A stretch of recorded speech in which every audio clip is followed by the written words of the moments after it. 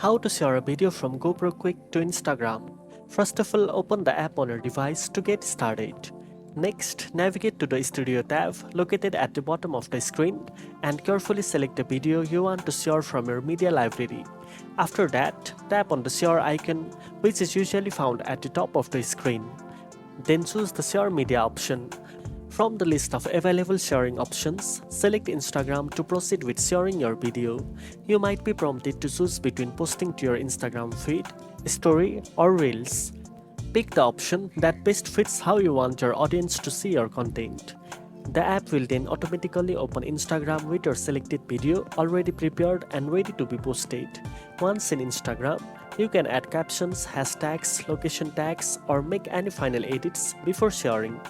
Finally, tap the share button to upload your video directly from GoPro Quik to your Instagram profile. Now you know how to share a video from GoPro Quik to Instagram.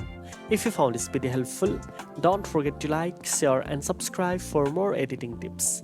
Thanks for watching and I'll see you in the next one.